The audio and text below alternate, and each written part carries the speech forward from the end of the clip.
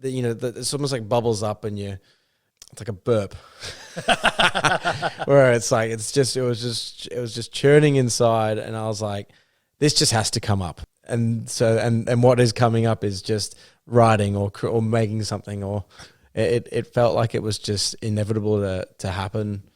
Each project or each little thing, like even the TikTok videos I make, it's just like that's in my mind, and the day won't be done until it's just done, until I make it, until it's done, it's shot and cut and out, and then it's like, great, I don't have to worry about that anymore because it's out now.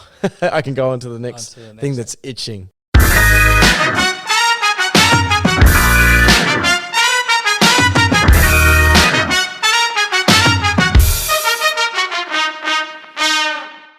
Welcome to the Funny in Failure podcast, a podcast that celebrates failure and shines the light on the emotional side of comedy, with yours truly, Michael Kahan.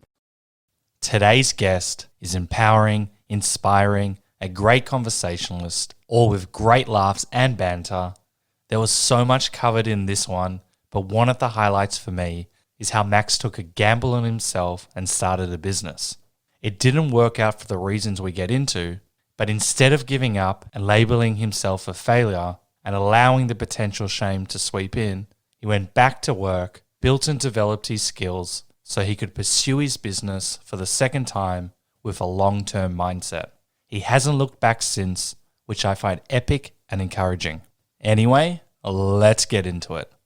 Max Price is a writer, director, and actor who spent over a decade creating sketch comedy content with some of the biggest brands in Australia. He's also a writer and director for Network 10's Kinne Tonight, and he's currently at Fox Footy as a part of a general entertainment department. He's also co-founder of Laughscape, an award-winning app where comedy meets mindfulness. Their tag is mindfulness done differently, which is the new go-to for Australians and others struggling with stress, overthinking, and insomnia. Their aim is to bridge the gap between people who don't do anything for their mental health and those who meditate daily. Max is also the creative director at Priceless Productions. So as you can imagine, we dive deep and we cover a lot, and we chat about starting his business the second time over, collaboration, Kinne, his unique name, purpose, success on social media, navigating feedback, winning together, success and how it varies, his Laughscape app, and mental health. Before we get into this chat, in case you aren't aware, the videos are now available on YouTube under Michael Kahan. That's Kahan with a K, unless you're listening to it already. I'll still be posting snippets of these chats on Instagram under Funny in Failure, so check them out if you want to stay in the loop for upcoming episodes, or you want to ask a guest a question. I'd also love it if you would share the podcast or share your takeaways from the chat. It really motivates me, helps the podcast grow, and ensures I can lock in amazing guests like this one. And just as a final reminder, the podcast comes out every Monday at 5 p.m. Australian Eastern Standard Time, with the video to follow the following day. Anyway, sit back, relax, and enjoy today's epic episode.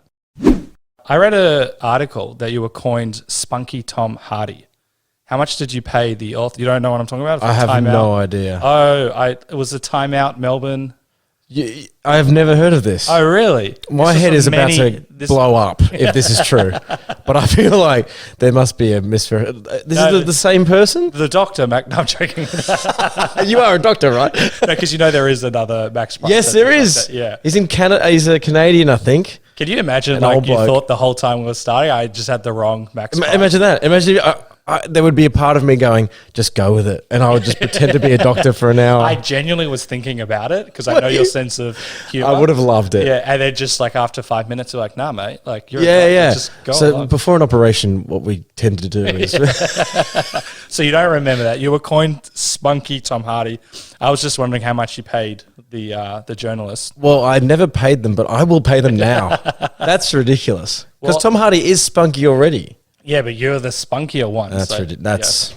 That's if you're listening, Tom. I know this is not a political, but that is fake news. I was also thinking, and I mean no disrespect, but I learned so much because of your name about like iPhone prices, Nissan prices because of max price, maximum price. Do you know what? You know where you often see it as well? Real estate websites where you put in, you go, how many bedrooms, how many bathrooms, and then you go a min price and a max price. Oh, that is so that's ruined your career. It really, yeah. Anytime you want to look me up, you'll find real estate places. And have you ever considered changing your name, like getting like a Hollywood name like Apple or something? Well, Apple Price. I don't know if that gets any better. Actually, that'll be the worst. That's worse.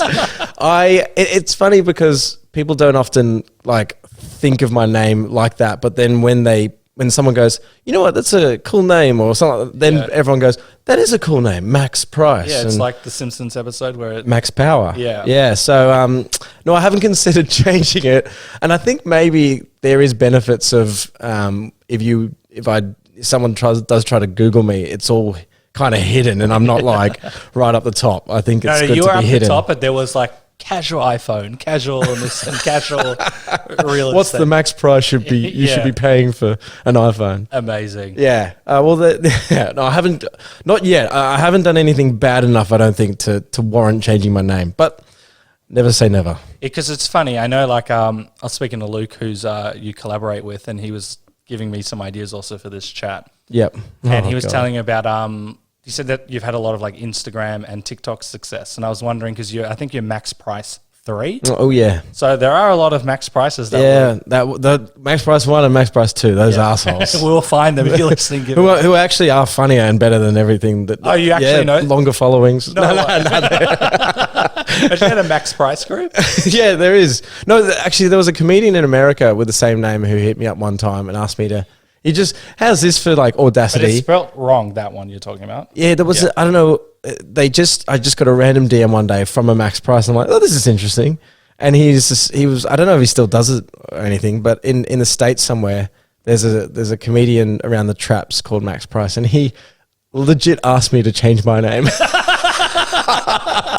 How do you respond to that? I just, that's like any, that I run through so often I run through a filter for messages, not like that, but like if there's anything of hate or something where I've got like, oh, I should write back.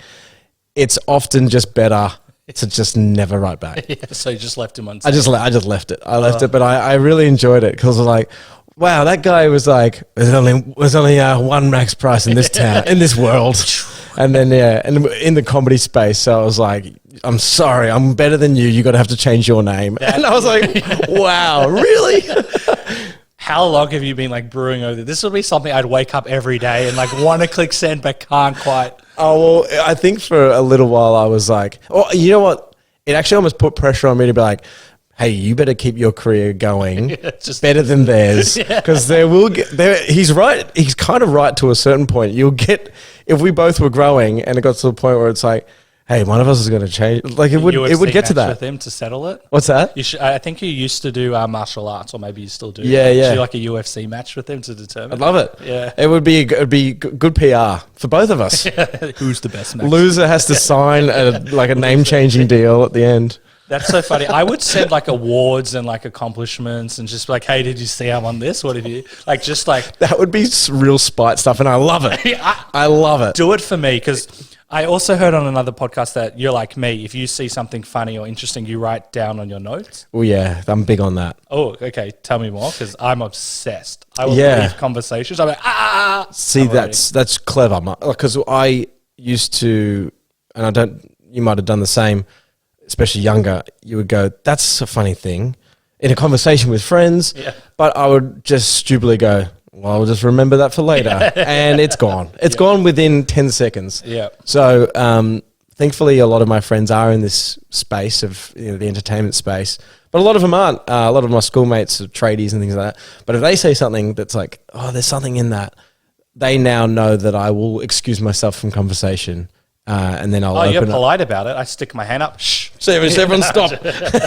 And I'll open up, like Evernote or something, and I'll just go, there's just something there. And if I've been drinking, often the next morning I'm like, wow, that was terrible. And it's deleted. It doesn't even make sense. That doesn't make sense. But often there's something I'm like, okay, there's just I call it like an embryo of an idea here. There's just something here. When I get more time creatively, I can explore that and see what it can turn into. That's really interesting. My process is all of my friends and people know I'll be like, hey, just hold that thought, and then I'll write it down. I'm like, oh, what did you say? What did you say? Or if my friends are having like dumb fights, I set them up like left and right. I'm like, okay, now your turn, and now your turn. See, I know that's the screenwriter in you, because you're almost looking for the reaction and what they would say off the back of that person saying something. And that I'm super interested in that as well. I love observing conversations, and I love like certain reality shows where it's like, oh, cool. I mean, it's hard when they're over edited and you lose the genuine reactions. Yeah. But we're going to jump all over the place. But one that I am fascinated by is like Love on the Spectrum, I think it is, and it's about. Yeah. I think I had the producer of that on this podcast. I could be wrong. It is the most wholesome. You want everyone to win. Yeah. Because they're looking. It's like people on the autism spectrum, just looking for love, and it's a kind of like a dating show. Yeah. And you just want all of them to just be happy. But because their brains work so different, all of our brains work different, but their thought process and how they often have no filter is just like great writing techniques. And you just go, wow, that's beautiful how they had this massive conversation, but then at the end of it, it was like, why are you wearing that colored t-shirt? And it's like that thinking is brilliant. And I love kind of, observing that. So same with your conversations with, when you see your friends arguing or something, you're like, yeah, I can see how you would just find that super interesting and write it all down. I don't know if you call me autistic. I'm not, but No, I get it.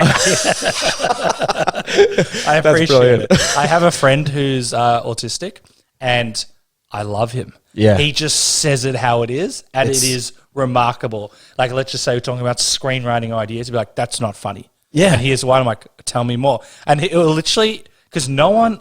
Well, look, I know there's a relative spectrum, but no one will say it how it is. And sometimes you don't want someone to be like, oh, it's great. You just want someone straight. Candid. Yeah. And it's like, and I appreciate that more than someone trying to be polite. Yeah. I think that's actually mean. I know we're going to jump all over the place, but I've been thinking about what is it to be a nice person. Yeah. And this is like something I've genuinely been thinking about. I've done a lot of like, self-growth stuff. A lot of them aren't that great, but one of them is all about what is being nice. And sometimes, like, let's just say I gave you a script, it's right on his lap, he's going to read it, everyone, if you can see. And if you just said, hey mate, I don't like it for these reasons, or something like that, is so much better than going, great script. Love it. Yeah. So because it's not going to help anyone. Well, that's speaking of jumping around, the that bit of feedback, like I never respect feedback from people I don't admire. So that helps with like hateful comments and things like that. So I don't know who they are, so who gives a shit? And I am so at peace that negative comments I can genuinely say I do not bat an eyelid at. But nice. if a friend gives me some feedback, and I admire them, it hits completely home. And often the people that I admire aren't trying to be vicious. Yeah. They're trying to be constructive. Yep. So that feedback is super valuable. But when it comes from randoms or people I don't admire, I'm like, water off a duck's back. You are a rare breed, especially like we mentioned at the start with your social media following. It's blown up. You're getting a lot of comments, a lot of likes.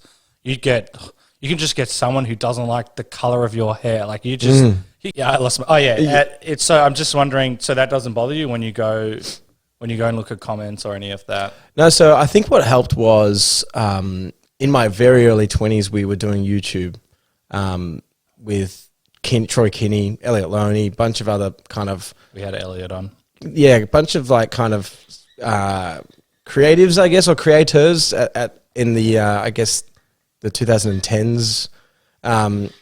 So we quickly kind of gained a little bit of a following there, and that was when I first started getting negative comments, and I would actually I would be hurt by them. And I think it happening so early, I was able to kind of start to just have that self growth and learn that they don't matter.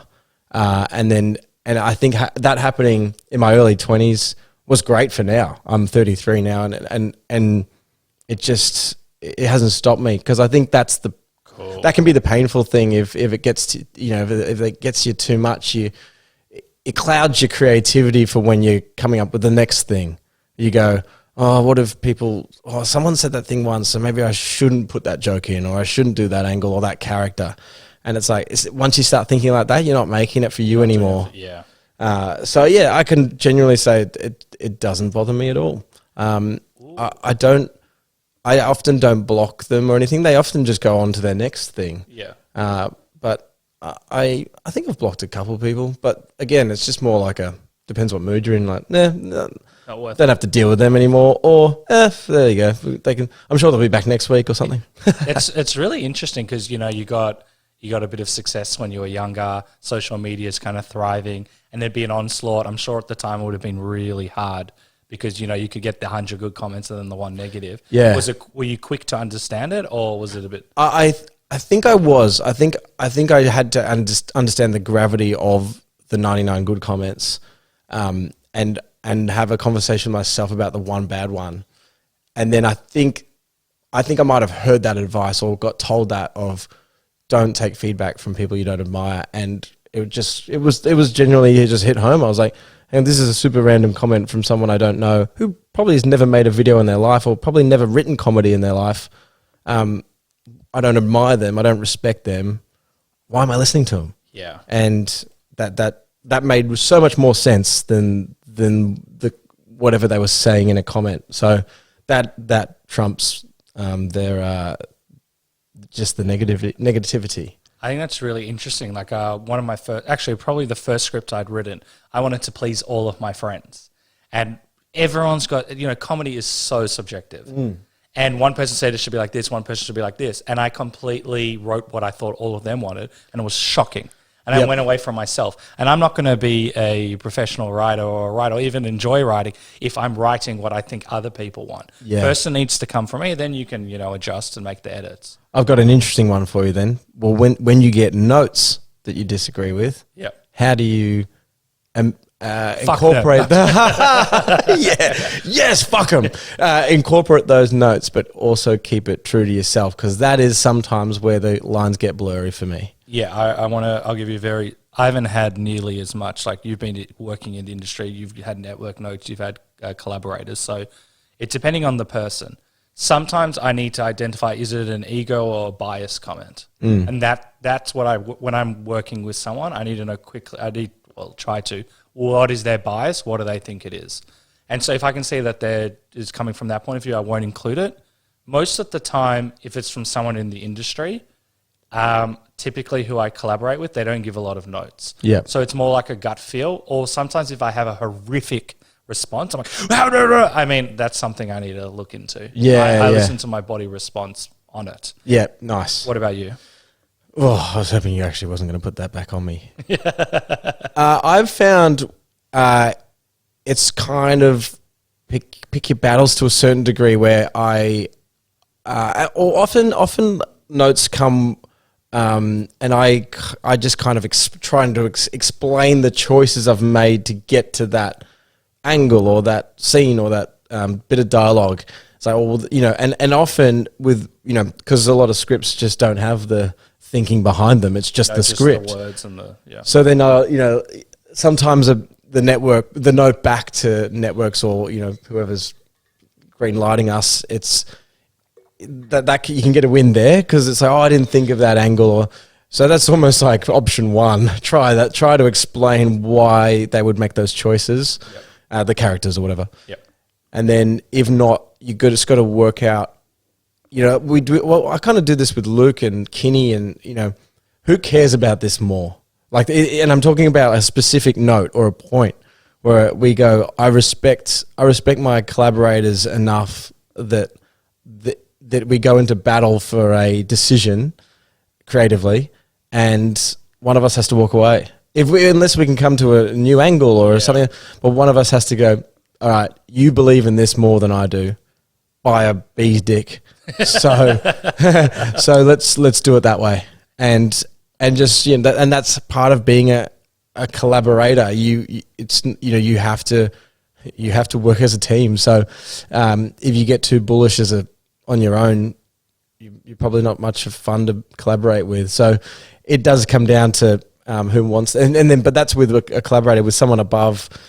If they're footing the bill at the end of the day, it's you also want to be not too hard to work with, so you can come back and get another job. I have 1,000 questions. We'll probably dive into this one in a little bit, but that's so interesting to me because I come from an accounting background. I know you worked at Sportsbet. I don't know how collaborative it was at the early start. And kind of if like I made a decision, it would either be right or wrong. Do you know what I mean? Yep. And then you come into the creative side and it's just wild. It's all wrong or it's all right. Yeah. Like there is no, you're right. It's all choices. It'd be weird if your tax return was like, it can be many things. You could get 30K or lose 30K. I'll go with the first. Wow, you're a terrible accountant. Yeah, you know what I mean? So also, I know that you're a modest guy, but from what I've been following you for a while, but I feel like a huge part of your success is the way that you can collaborate with others. Not just the two guys you spoke about, but either the brand deals or the sport or even the networks, a few seasons of Kinne, for example. You've done heaps of other stuff, and it sounds like people like working with you as well. That to me is like, I won't say it's the most important thing because there's so many important things, but if you don't have that, you're going to maybe survive like 1 year and that's it and you're done. 100%. And I think now that I've been doing this for probably like 10 years or so, you work with, and this isn't just for creatives, this is for crew, this is for actors, this is for every single person who, I've seen like 20-something-year-olds who are really skilled lighting guys who are just great. They've bought 50 grand's worth of equipment and they're flaunting it and they're like, but they're pricks, they're assholes, and there's no collaboration and there's no give in what they're thinking is right. And you just stop booking them. And then you don't hear about them anymore 5 years later. And I think that's where the cream rising to the top for anyone in the industry is skill, obviously, but also just being able to collaborate and being able to get along with. When we do those Kinne seasons, they're kind of like 14 to 17 day shoots, which are, I know that's not big for like films and stuff, but it's big for TV shows. So you're shoulder to shoulder with these people for 2 or 3 weeks. And if you're not fun to get along with, geez, it can get tiring, and it can get, you have executive producers trying to mediate fights. Oh shit! Have you had that? Yeah, we've had people. So I'm kind of directing the show, trying to just keep focusing on the creative and the performances and people getting along. To be honest, like because I think for comedy you want fun sets, you want everyone to be getting along, and then you'll get in the ear from an executive producer, the sound guy's about to punch the lighting guy.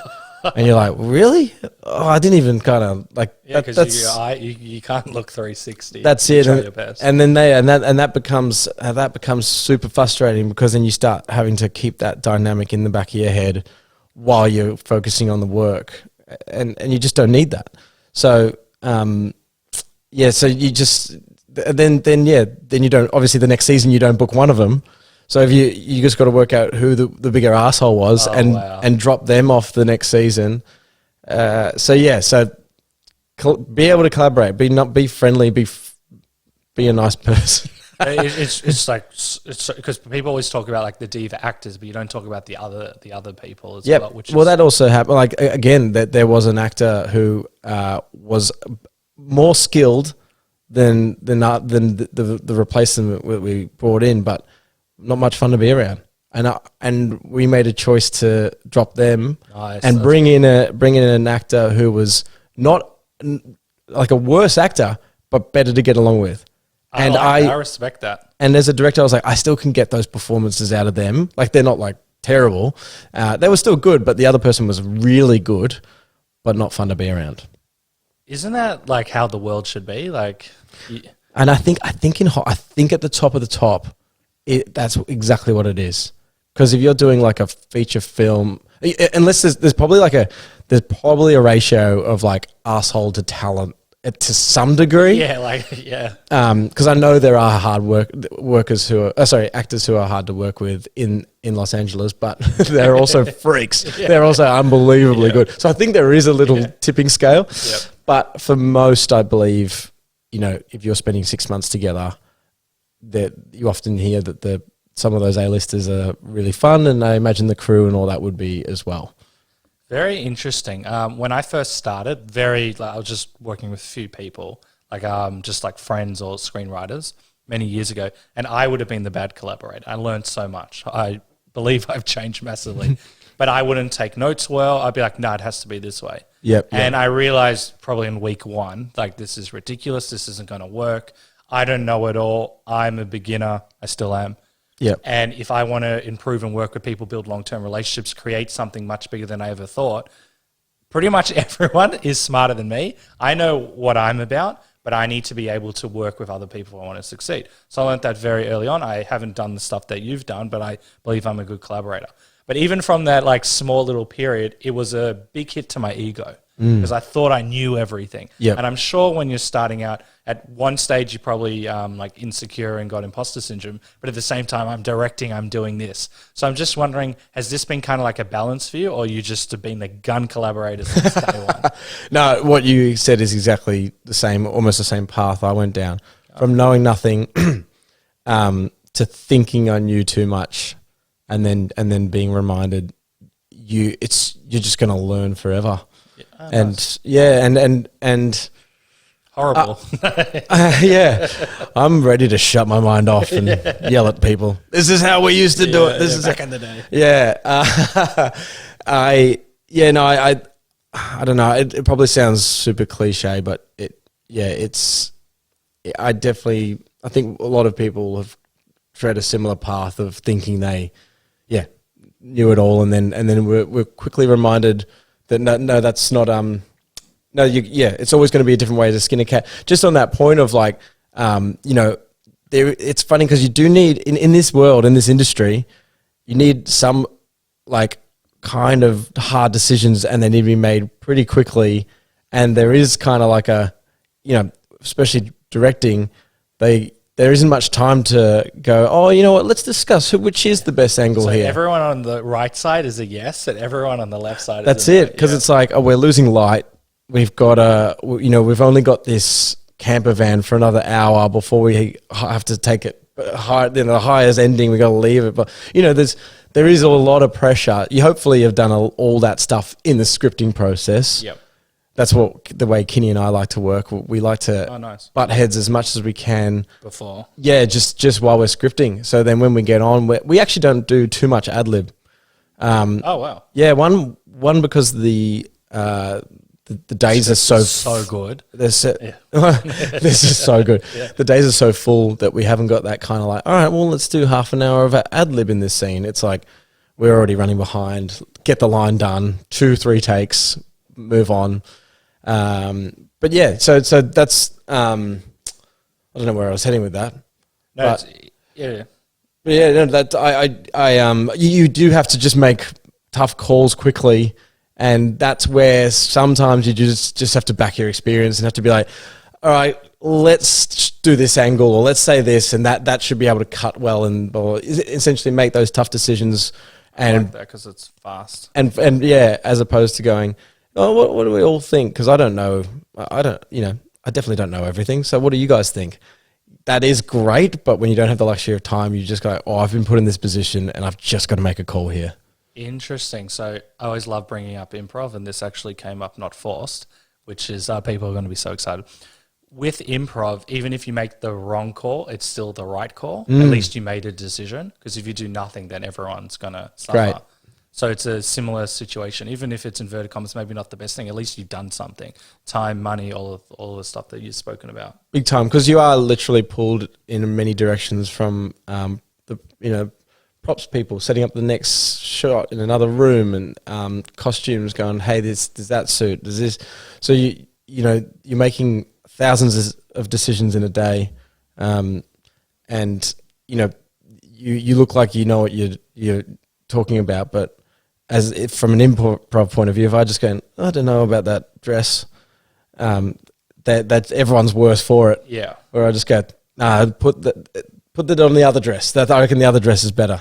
Even though it's like, I probably didn't care that much, but I think just having that kind of decision made has made everything happen smoother. Yeah, I agree. I always think like inaction, you know, depends on the situation, is often better even if it's the wrong one, because at least there's some forward momentum, especially when there's time and it's really quick. Yeah, yeah. But I was also wondering from like the collaboration side, Ed, you would have had to have made a lot of potentially made a lot of adjustments given when you first started to where you are now, working with so many different people. Have there been any adjustments that you've thought of, or you just kind of thought along the way, how can I make this work? Or was there anything in you where you're like, I actually might need to make a change? Probably just the planning. I think You don't hear about that too much. Yeah, I think pre-production and writing, I think every time I've ever gone into a shoot day and the script's been like, 80, 90% of the way there, has been a disastrous day. Oh, wow. Yeah, I think having that time with creatives, and I mean this from like a brand point of, like, so if doing like TV ads right through to little online things to the sketch show on Channel 7, like making decisions on the day helps no one. And like, you're always going to make decisions on the day, but I should say the ones that are kind of like, oh, it could lean that way, it could lean this way, and it's going to be like that on the day, 9 times out of 10, if you had have sat with the writer or like, debated it while they were building the costume, while we were exporting the final draft file with the scripts, if we had debated it for another 10, 15 minutes, we would be just shooting the best version of it, and we would be enjoying it, because that pressure of like making kind of like, what about this or that decisions, when you've got a crew of like 30 people around that are all kind of looking at you, waiting for you to make a call so they can relight the angle that you now want, or that pressure, it doesn't make diamonds usually. It is there going like, oh wow, you could have really explored all the avenues in the writing process or in pre-production. You could have, and then they could have amended stuff and built a thing better, or that angle for the character could have been sharper because we would have tried this way. Or, this angle of dialogue wouldn't have worked. Oh, that would have worked. Are you sure? Yeah. Okay. Print it like that, as opposed to trying it on set. You don't hear about this too often. You generally think, you got a script, you can wing it. But, you gave the example of maybe the camera person and the electricity lighting person aren't getting along.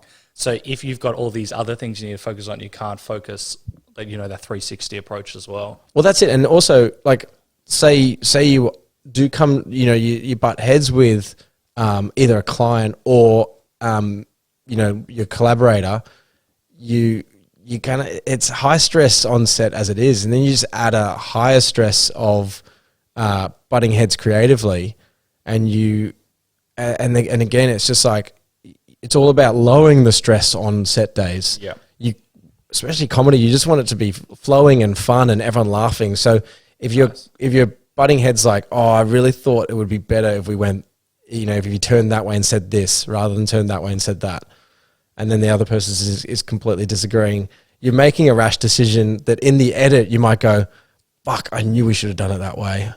Or even both ways are terrible. That's why we got into this predicament. We should have worked harder on the script beforehand. So plan better.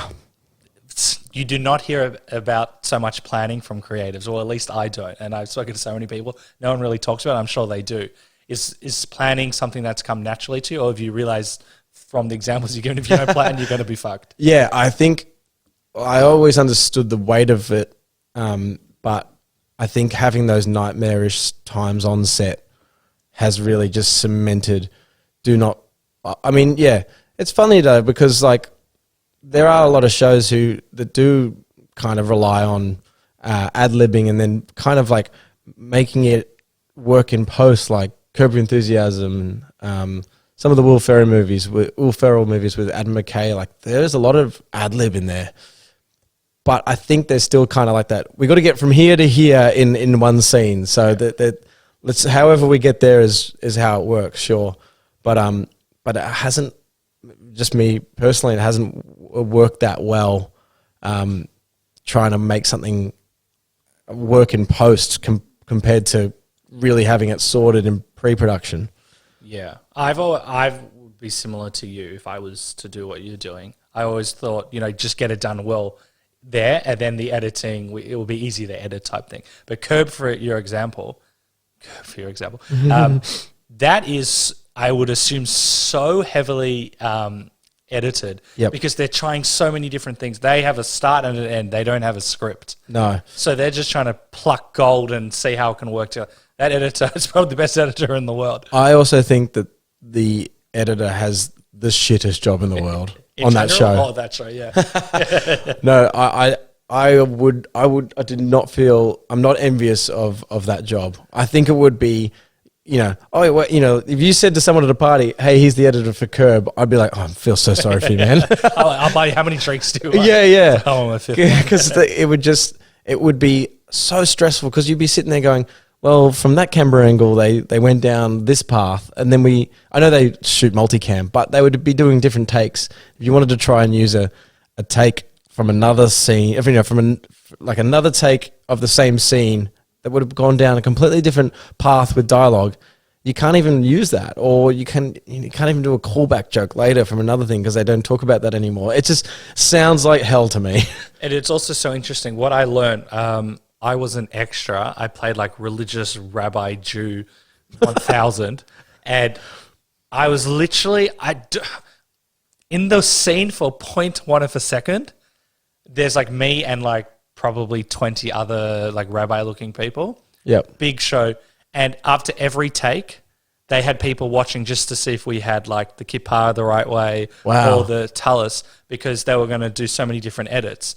And that's just in the background. No one noticed me, but of course me. Yeah. And I found that so interesting that, you can't just start at a random moment, because if you keep on editing... Have you seen the Simpsons episode where Homer's accused of sexual harassment because of the lolly on the lady's ass?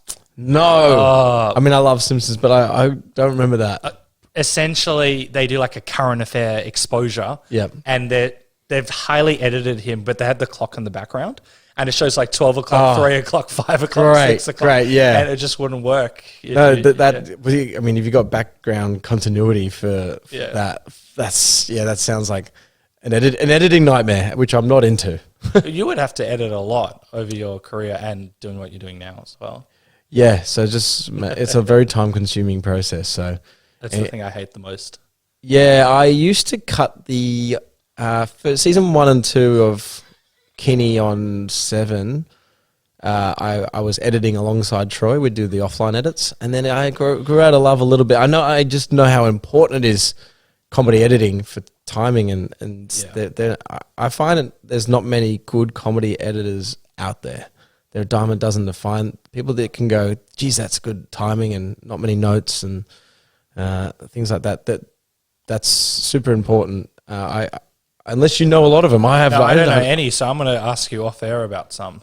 Yeah. That's there's a real art to finding an editor, a comedic editor, because sometimes networks go, hey, we got an in-house editor here.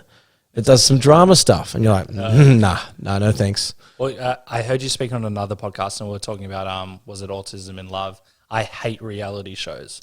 Yeah, and I think you mentioned, this was a while ago, of how you can see how highly edited everything is, and how they call back to like a scene maybe the day earlier. And I would hate that. They use reactions from something 10 minutes later.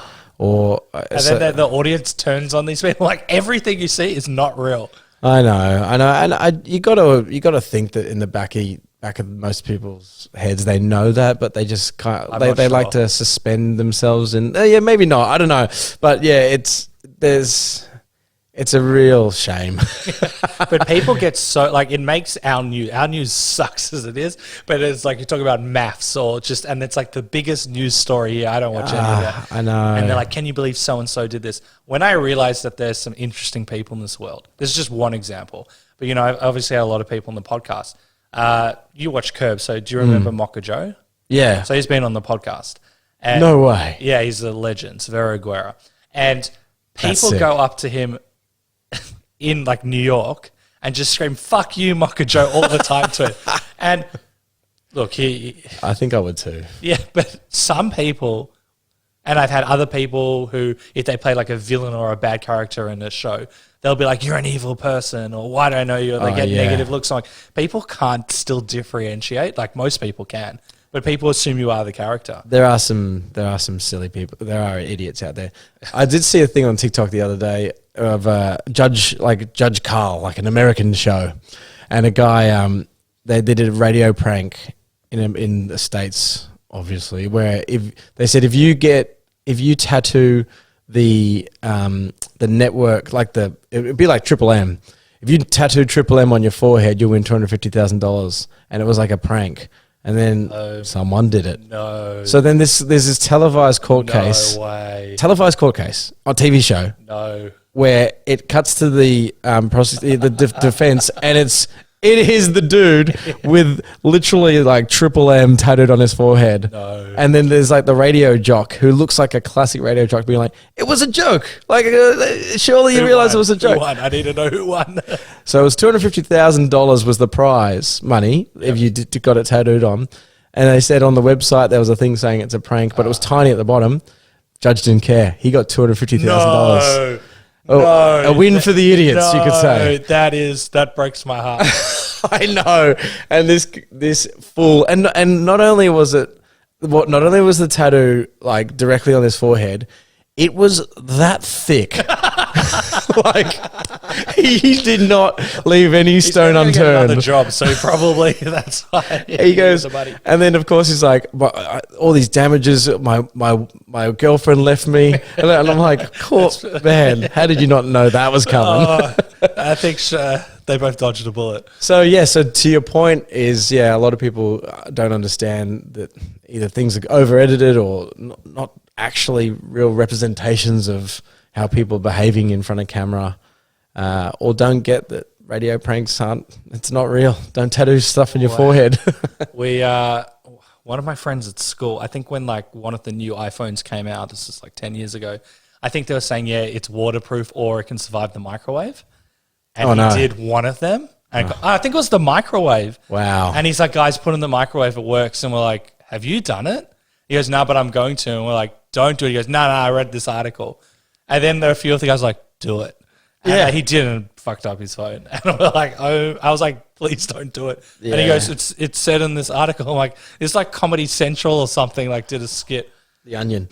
Yeah, no, that's, you do have to, you're right. As I said earlier, maybe people do know that it's bullshit. I think you're right, that they don't. Some don't, or sometimes like if it's really good editing, you know, like for example, one of the guys, he was on Prison Break and he played one of the bad guys. He was like a killer, and because that was a massive show, people would give him dirty looks and like look at him or on a plane and just feels uncomfortable. Like if anything, that's a compliment to the actor because he did such a good job. Yeah, the writing was good as well, and people believed your performance. Take that as a compliment. So but also, I wonder if you ever get that in your comments, like, oh, this guy.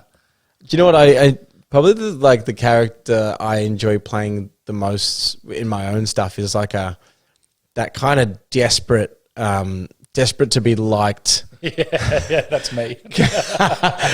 And just going like over indexing, overcompensating in my behavior and just desperately trying to impress those around me in a role where I'm trying to be in on the joke, and that for me is most fun to play. Yeah. And I really fall into it easily. Maybe too easily now I think of it. But that's... Do you ever get like comments where people are angry about you for being that character because they're seeing themselves in it? Or is that too... I think probably, some of the scenes that I put that character into are often... I think there's a bit of us in that character. Like we all kind of, we all want to be liked and, So when you are a little bit of a fish out of water, or you feel like you're imposter syndrome, or hanging out with people that are better than you or cooler than you, you often do it. Maybe just do it subtly, or you just leave the situation, or I don't know. You maybe behave in ways that you wouldn't in your that don't represent you as a person. That I think you kind of grow out of that. Yep. You just become more comfortable with yourself. But everyone's kind of probably gone through a stage in their life where they've done that. So it therefore makes it relatable, and that's all I'm about. I love doing relatable stuff. So that character it hasn't got a name or anything. I just perform it a lot in I've seen it in a lot of your clips. Yeah. Is I think you can probably take bits of yourself from that character and be like, I've done that before, not to that extent. Yeah, of course, it's an exaggeration. It's an exaggeration, but I thoroughly enjoy doing it. And when I do it with my friends or actors and things like that, we often do make each other laugh by the interactions of like, hitting their shoulder, like, hey, this is next year's on me, mate. that gear. So that's I'll do more of that throughout the years. So just based on what you said, I may be reading into it. You've done a lot of acting. Do you not regard yourself as an actor, or is that not? Yeah, not really. To be honest, there was a point when we were doing some of the kind of social media clips for brands and deals, because it was social media and because we were trying to do something like not TV ads or not just shooting on an iPhone, and we were trying to make productions and sketches and things which subtly incorporated the brand or the product, but made it like authentic enough on social media that people wouldn't skip it or see or sniff it out as an ad. And unfortunately, those budgets are so tiny. Like, no one wants to hand over much money for a social media clip. But if they do, they just want it to be like, okay, great, we'll give you that, and you can just shoot with your phone and send it through. We wanted to have 10 people on set. Flying unicorn. Yeah, exactly right. So everyone's got their rates, and then eventually I was like, who's going to act in this? And I was like, I'll just do it because it'd be cheapest. Oh, so do you enjoy it? I thoroughly enjoy it. Yeah. But there has been many times where I've acted because it's the cheapest option. I think you could play like the straight man also really well. I appreciate it. Yeah. Yeah, no, I've seen a lot of your videos, and you talked about like, let's say the people pleaser, but I think like I see it also as a straight man concept, and I always thought, to me, I love playing that. That's what I'm either that or the arsehole if I do improv, for example. Yeah. And it's interesting because you look like you're having a lot of fun, and obviously you probably are, and also there's stress if you're directing and stuff. But it's very interesting. A lot of people they're like, I'm an actor, I'm doing this. And you're like, yeah, I'll do it if I need to type thing. I find that really interesting. Yeah, it is fun. And just speaking of like the everyday man, there was a funny thing Troy Kinne said when we were on set shooting one of the Kinne episodes, where he is that relatable guy where you pin yourself on him as an audience. Yep. Where you sit there and go, oh, Troy represents the viewer at home, so we make the world around him crazy. And we were shooting something where it was like the Facebook world or something. So Troy got kind of plonked into this, what it would be like if Facebook was a real world or something like that. Yep. And everyone got to play these stupid characters and ham up their performances and say the weirdest stuff. And he was legit like, he was like, damn it. Yeah. I have to play the most boring role. I love it. That's the, it's the glue that holds everyone together. That's it. Yeah. So I always, it always sticks in me that was like, Troy's the main guy in this show. It's his face, but yet there would be scenes and sketches where does the most boring role. Have you seen Arrested Development? Yeah. So like, it's been a while. The main character, I'm having a blank. Jason same. Bateman. But Yeah. Michael Bluth. He's straight as. And because he's so straight in it, the family around him are bonkers. Yep. And it just works so well. I'm sure, like, It's great. yeah, I just love that dynamic. But he's so brilliant. I listen to their Smartless podcast. Nice. I think the way he can react just with his eyes in situations like, obviously he kind of uses the same thing in Ozark as he does in Arrested Development, where it's like, shit, the world's falling down apart around him. Yep. And he just has to kind of absorb it, and how's he going to react off it? And so his kind of reactions in both are so good as the straight guy. You can see so much happening behind the eyes. That's like master acting. That's 100%. He is brilliant. But yeah, so I do find that interesting, playing the straight guy is sometimes the most boring role to play. I have many questions on Kinne. I just want to wrap up the collaboration side. So, you've mentioned Troy. You also work with your partner who you do Priceless Productions with, which we'll talk about. We've had Luke on the podcast. Do you change how you collaborate with each of them? Or, I'd love to know, like, is there a difference or... I wouldn't say, no, I don't change. I think I don't force collaborations with individuals who you just, I don't know, that don't have that chemistry quite there. And I think I used to be like, oh, hey, we're going to work with this person who's a massive, they've got a massive following, or they've done this. And you're like, well, this is just going to be perfect. Yep. And then you cannot find that gel isn't there.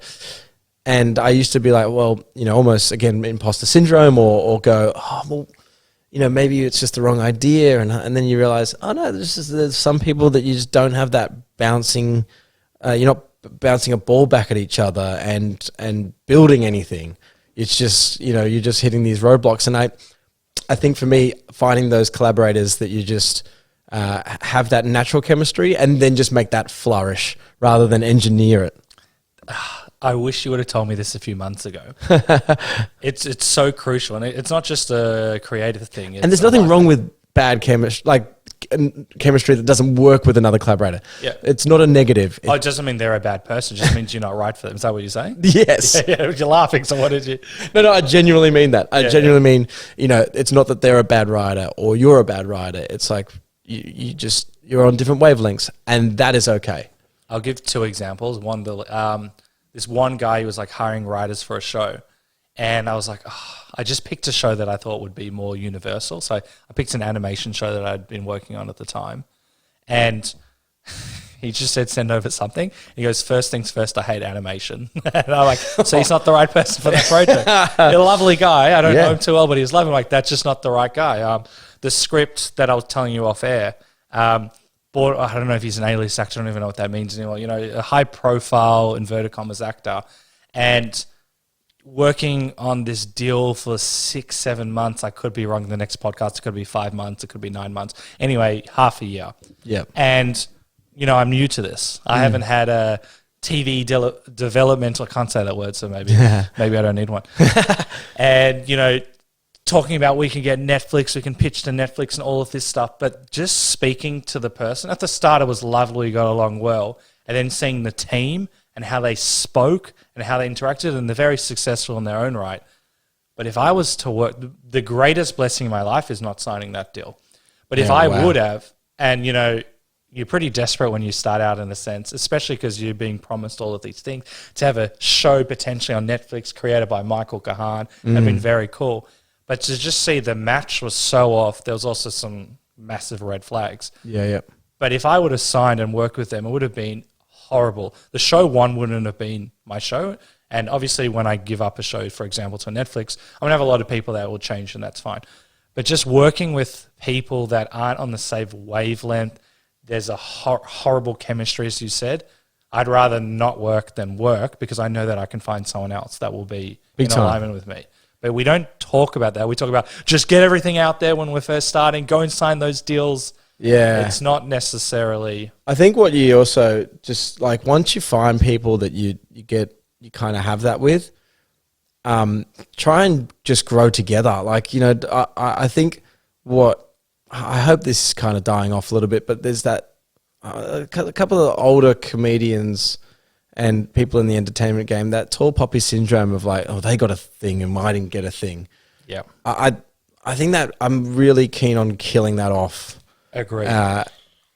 Because if your collaborator gets success, you know, in their own right, it's only it can only help you. Agreed. And you know, you want to be able to win together, win individually and win together, because even if they get pulled away to do another project, you know, in this industry, it might be 6 months, it might be a year, it might be a couple of weeks, longer, yeah. And then you're back, and then there's always going to be that next thing, and I think like letting those relationships flourish harder and harder and harder, rather than getting jealous, is super important, because it's just like any relationship, you know, you just want to keep it strong and keep it growing. So the writing gets sharper and better because you know each other better, and you know, let each other win collectively and individually. Just back your team in. I love that, and I've got a few things on that. I always talk on this podcast like an abundance mindset. So, for example, you're wearing an Auntie Donna jumper. Yeah, I have absolutely. never collaborated with Auntie Donna besides being on the podcast. Them getting a TV show is a win for me. Big time. It makes the industry bigger. It showed that people from Melbourne can get a comedy deal. Yep. You improving your skills doesn't mean we're necessarily going to work together, but it builds the industry. I'm not competing with you. If you do well, I'm happy for you. And that's great. It makes I understand it, but to me, it makes no sense to me. There's no competition. I've thought about this a fair bit, and I think what the difference is now and kind of back then, I'm talking maybe 20, 30 years ago, is because there wasn't much airtime. Yeah, so slots. Yeah, there wasn't. So I think a lot of people were fighting for the same spot. Gotcha. So it was like damn it, I missed out. So, you know, but now with so many, you know, there is just thousands of options. I think that's actually been brilliant for killing off this tall poppy syndrome. And but I think also just that helped. But I do think there was just a shift in mindset where it's like, why are we trying to kill each other in this industry? I agree. And a lot of people I know start a podcast, and I would get this question all the time. Oh, you know, this person's just started a podcast. What do you think? I'm like, what do you mean? What do I think? And they're like, yeah, you know. I'm like, what do you mean? They started a podcast, good for them. And they're like, oh, but they're also getting comedians. Like, do you know how many podcasts have comedians on? Like, I don't care at all. Like, good for them. I wish them the best of luck. If anything, them succeeding will bring more eyes to that genre, even though comedy podcasts is probably a million out there. And I would get it so much, especially at the start. And even if you're doing their business podcasts on failure and there's other ones, it makes it, if anything, it brings awareness to what my mission is. Exactly. And if anything, I'd be competing with time, not the listener. Yeah. And more people listening to podcasts is a good thing. Big time. I would get this a lot, and I always realized that a lot of people I've spoken to come from like a lack of abundance mindset, which I talk about. Yeah. But I truly believe even me just getting to know you makes actually me a better screenwriter as well as a podcaster, because just hearing about your craft. So, and I'm going to be following you. So the higher you go in your career, I'm actually getting a little bit of that benefit anyway. That's right. I'll invoice you. Yeah. But you know what I mean? There's so much, we can focus so much on the negatives, but there's so much to learn from someone. Even learning through the negatives. Let's just say you write a movie, which you are doing, and it goes out, I don't like it. I can learn from that movie, but I'm happy that you got it. And yeah, well, you know, anything you do is you kind of learn from. That's the beauty of failing, which is encompass this podcast. Not that it's failing. I mean the essence of it. It's all success. But yeah. I love it, mate. Now this is great. I'm having a ball. Do you talk about what your microphone stands are? So we don't have too many in person. It's a joy. But would you like to describe? Yeah. So currently, I'm in your beautiful place. Thank you. And and your microphone stand is counterbalanced with a piece of rope and a full long pump bottle to make sure the microphone stand doesn't fall on me. What are your thoughts on it? Be honest. This is sharing is caring. It is a bit ridiculous, but is it also funny? It is ridiculous, but the ingenuity I thoroughly respect I like. What would you do? What happens if you don't have it on? It just falls over. Yeah. Then you're doing it right. I think you're too kind. No notes. So the last thing, I think this is all around about collaboration. So you're working with people where you've got that chemistry, such as your partner, Luke, Kinne. You've fostered an environment, you're growing together, and you collaborate because you know you and you know how they operate, and you just make it work as you're growing together. Is anything else you want to add to that? Yeah, I think always pushing each other for we call them like kind of endings. I'll just give you an example for endings of sketches because we like to we sometimes say whatever ending you think of first, throw that out. So interesting. Is this typically for sketch? Typically for sketch, but I believe it can happen in every choice you make in screenwriting, which is whatever you think of first is not don't write that down. And I only say that because you might pick obvious choices which audiences see coming. Yeah. And that's something that we tried to push, I guess, year on year or script on script, where you just try and, toss away that first ending so the audience doesn't go, oh, this is about to happen, and then it does, and they go, huh, cool, I guess that ending, move on. Whereas if you can shock them with that ending that was like third in line as an option, so that's just pushing that writing, and I think the collaboration helps you push and not be lazy or complacent with choices throughout a script. Agreed. It makes you a better writer as well. In turn it makes you a better writer. You might have a second draft on something, and if you're just the only writer on it, you could just push it to pre-production and be like, all right, let's just make this thing. Whereas you have a collaborator, you go, well, what if we change this up? It elevates. When I've had people like that, unfortunately for my girlfriend, how I work is a sounding board. But if I just write by myself in a vacuum, it's short. Yeah, I do the same thing with my partner. She hears it. She hears everything. I want to get into that. I want to pigeonhole that, and then I want to hear about how you started your company. So you're working at Sportsbet. I'll preface this. You're working at Sportsbet for 10 years. Yeah, something like that. Yeah, and then you had the courage to leave for the first time. Can you give me a bit of a snapshot? And then I got 10,000 questions. You've done your research. You're a doctor. I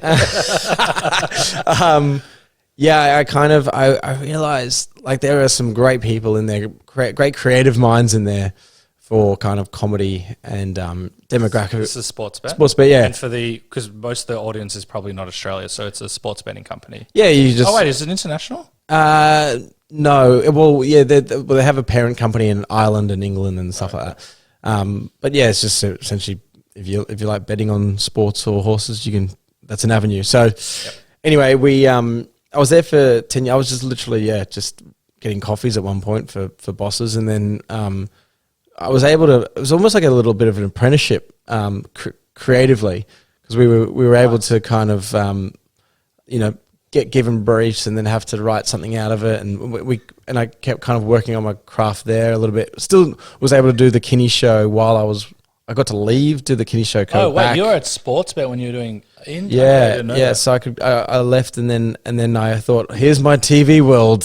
I'm going to stay in here for 60 years, and then retire. And then I finished the first season, and then as soon as you're done, as soon as you hand in a show, you pretty much hand in your pass, and you're like, all right. And then I was like, whoa. So I begged for my job back and got it. But anyway, can we actually go on that? Because I have a quote from you: "Love till you're done. You will love till you're done." So you do the show. Yeah. Big, massive. I don't even know if it's your big break, but you got a TV show. Yeah. Hilarious. You blood, sweat, and tears, working with people that you love. You do a great job, and then that moment of give me your key pass, that could be quite brutal. And you also, you asked to like clear your desk and leave, and the show hasn't even gone on air yet. So they're like, oh wow, like you're booted out before Ep 1, which I now know that it's like, oh, they're just rolling over other shows, and it's not personal. Yeah, and then hand in your pass because you're a security risk, and then the season goes to air, and then some big exec goes, yeah, give them another season. And then they welcome you back with open arms. Here's your pass back. Hey, your desk is still there, and so that's normal. But yeah, obviously, like in my mid-20s, you're a human, and you. And the first time it was happening, I was like, wow, this is a brutal introduction to how this world works. I now just know there's no hard feelings. It's how just business. Okay, I know we're going all over the place, but to me, you've done this show, you blood, sweat, and tears. I've said, great job, worked with people, so much stress, so much joy to see it actually. Well, maybe not seeing it out there at that stage. Yeah, and then you have that moment, and then this happened a few times because you got a few seasons, and to me, that's kind of like you understand it, but it still would hurt. Well, it hurts when they stop giving you seasons. At the time, you're probably still, it hasn't gone to air yet. You still got to do a few other little pressy things. They need the desk space back. You're no longer required to go there. The edit's done. You've handed in the show. To be honest, you're sick of seeing it. You never want to see it again. Because you've just seen it that many times? Because you've been in the cutting room just so long. I haven't watched any of those shows back, really. So I still to this day, but I just... Interesting. Yeah, so you just kind of sit there and go, yeah, now I understand that it's nothing personal. And if you get another season, then you get the pass back. So if you don't, you hopefully you've got enough stakes and enough fires to go on to the next project. And what about the waiting period? Oh, you can wait forever. I think it's just keeping keeping enough, like keeping a lot of stakes and a lot of fires definitely helps your mindset and your stress levels, because you mean like money or things to do and all? Yeah, I guess just projects to work on. I think early on I made the mistake of just being like, oh no, I'm sorry, I'm not interested in working on this because we've got another season coming up. And then that day happened where the project I knocked back went ahead, and the season I was committing to didn't go ahead. So I lost a job. I lost 2 jobs almost. I knocked back one, and then I got let go from one. Or not like, let go sounds like corporate world. The show we thought it was greenlit, and then it just didn't go ahead. Another one. Kinne, yeah, that was Kinne, and I said no to another writing job, and then I was like, oh damn it! So now I've worked out a way of like, I'd write what I should have probably done, and I've done since, which has worked out well, is kind of saying yes and trying to make it all work.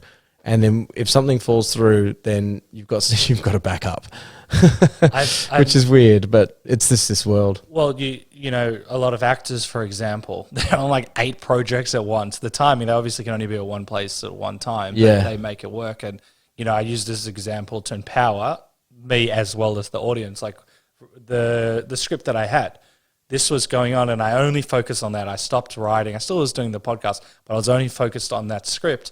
And then that hasn't worked out, obviously. And now it's the writer's strike, for example, in America. And I'm very grateful for the whole experience. But if, maybe I was trying different things, then, you wouldn't be in that situation. It's quite empowering to not necessarily just focus on the one thing if you have other projects that you're... I think that's also can mediate your stresses. You could go each way. It's more stressful having more projects, but I think for me, it's personally, I am more stressed if I'm just working on the one thing, because if that carpet gets swept from under you, it's all or nothing. Whereas if you have other things happening, you could, even day to day, like if something frustrates you in this one project, you can go across to the other thing that you're working on. So that balance for me has, I'm not sure how, maybe other people would rather focus on the one thing for a long period of time, and that's credit to them. Yeah. But I actually enjoy having multiple things on the go. So if I get frustrated or roadblock somewhere else, I can channel it somewhere else, work on that for a bit, and then come back to it and jump around a bit. That's very interesting. I think I've got maybe 6 scripts, and I would focus purely on the one, but then if there was nothing's working, go to the next one. Yeah. And then go to the next one. But when I first started, it was each an individual, and then I couldn't finish all of them, and then I came back and finished all of them. It's funny when I also think if it's longer form. Yeah, of course. You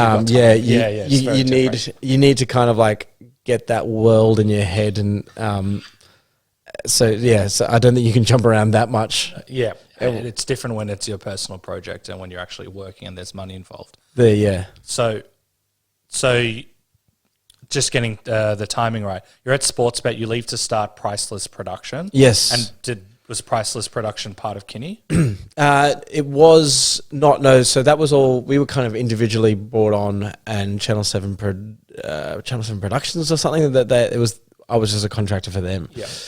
But started that because I found myself kind of writing and directing and acting and kind of sometimes cutting, and I was like, oh, I could probably take this stuff I'm doing at Sportsbet and package it up for other brands to do. Yeah. Because I'm comfortable doing every bit of it. So that sounded like a good idea, and I didn't know anything about business, so I just went out and did it, and obviously, I failed miserably. And well, I don't think so. Initially I did. Yeah, first time I did. We'll see. First time I did, and then so I didn't know. I really didn't know what I was doing. So I kind of again went back. So Sportsbet just like that old girlfriend that you just call you up message the ex-girlfriend. Hey, please take me back. Yeah, you up is a great response. Yeah, you up, and then kind of I think I was like, oh, maybe because business is business. So I learned. I went and did a business course just to kind of get the ins and outs of how all that work, which is I think a great idea for anyone. Same. Doesn't matter what you're doing. And then second time around, I was a lot more confident, and I think one of the things I decided to do was we were like a one-stop shop video production. So it's like, you got a wedding, we got you. You got a corporate video, we got you. You got comedy, and then I realized, I hate all those other things. I just like comedy, and then it's like, well, there's that analogy of there's 2 restaurants on different sides of the street.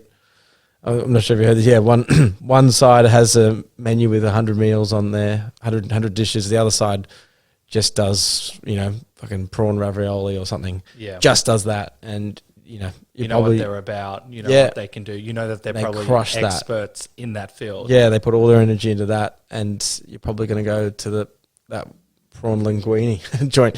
So that was the same for me with comedy. It was like, well, let's just do comedy and pigeonhole ourselves in that space, and it worked out great, and it meant that every project we worked on was kind of like filling our cup in that like humor space, because we got to stay in that space. We weren't doing a fucking wedding or a corporate video, so it's not in alignment with you. Yeah. First of all, I don't think there was a failure that you inverted commas didn't succeed the first time. Because I'm very interested, because, I see like pizza shops that also do fish and chips, and I'm like, I'm never going to a fish and chip shop that does pizza, or Chinese that does pizza. And, doing the course, you would have done other things as well. You would have like honed in with your partner who's a co-owner. Co-everything really. Co-everything. And so from that experience, you would have learned so much of what it took to succeed, so that you can do it the second time. Big time. Yeah, no, it was well worth falling on my face the first time. And I think there's I'm not breaking any barriers here, but you want to fail heaps of times. It's the best, and just keep the perseverance is where it's at. Just keep going, what is it? I think Seth Rogen did the thing. It's like anyone I see successful. I only saw this recently, so I'm going to probably misquote this, but anyone that I see successful is just not given up. Yeah, I love that. It's literally they kept doing it, and then that they became successful. You can be like, that can be the start of this podcast. But what I really think is empowering about that is because, correct me if I'm wrong, there could be, when I've done sort of things like when I've tried something that hasn't worked out, then try it again, there could be potentially a shame element. You know, to inverted commas, beg back your job from Sportsbet, there could be, oh, it didn't work out, and you can feel low, which no one needs to whatsoever. I think it's amazing. But then even like one step further, you know, you tried and in your mind it didn't work out. So you could be too scared to actually try again because you put it out there, you told all of your colleagues, everyone knows there's like potentially an elephant in the room, Yep. and you still decided to go a second time. Very few people do that. I think that's awesome. You could be scarred. I'm the type of person when if I would have done something like that earlier, I would have told everyone I'm doing this, I would have had a lot of shame. No one needs the shame whatsoever, but you know, there's some emotional elements that could potentially arise from it. I completely agree. And I think I personally would have more shame in leaving it up to chance, for not finding out. It'd be more shameful for me to not find out what would happen if I didn't do it. Yeah. Like I'd rather do it, fall, and then feel what, you know, like that failure, that shame failure. That is way, way less than never actually doing it in the first place. So yeah. It did set me up. That failed business set me up to have a business now that is, I think, 7 or 8 years running, and I've never had to have a corporate like 9-to-5 job since.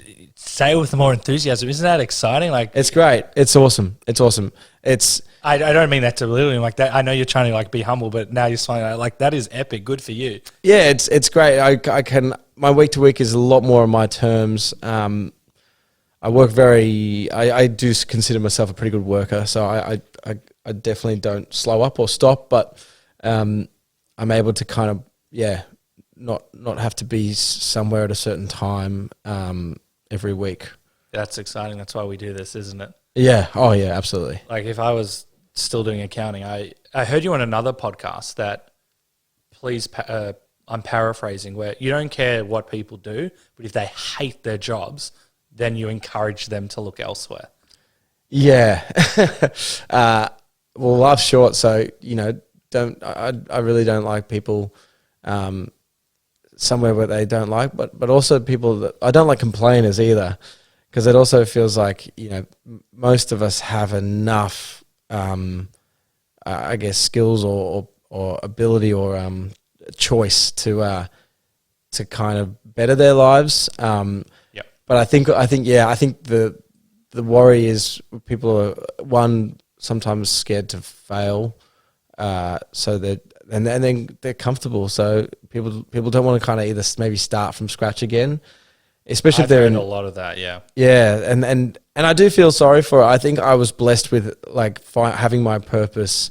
I knew my purpose when I was 10. Like skating videos, or was that later on? Skating videos. Like as soon as I was a terrible skater, and I wanted to hang out with my friends who could skate, and as soon as I grabbed the camera and started Windows Movie Maker, and because I was a bad skater, I'd try and make people laugh, and then I was like, it all just kind of it was the thing that I couldn't wait to get home from school and do. Cool. More like I was terrible at school. As in, you know, just my grades were awful, but I would spend all my time filming and cutting stuff and trying to just work on making people laugh, and that doesn't reflect it. There's no grades for that stuff. That doesn't get you A's in maths or anything. But it didn't matter for me. I was like, I just knew that's what I was going to do. I'm very against like the general school system at the moment. Like I went to I went to like a Montessori school, which I really liked, and then I went to a top 10 like academic school, and I was much better placed as a young kid at the Montessori school. I'm not advocating everyone has to find their own schooling that works, but the school that I went to, which I loved, I've still got my schoolmates, did teach like good values and ethics. There's nothing that I learned from the academic side that I could apply. There was no creative discussion, and within that community, we were told to be successful doctor, lawyer, accountant. Yep. And that was Same. just brutal because Yep. no one enjoyed what they were doing. I've got 2 daughters, and I can't wait to just instill how not important school is. But how important morals and being a good person and friend is. But I was a big questioner of the structure of school, even when I was at school. Oh, nice. I remember having like arguments with counselors and teachers, and I tried to leave a couple of times. Oh, really? And I would say, I would be like, hang on, so let me get this straight. So you're judging the writing of 150 kids born on the same year. I'm born in 1989, and I'm against kids who were born in 1989. That's the measure. Like, that's what I'm up against.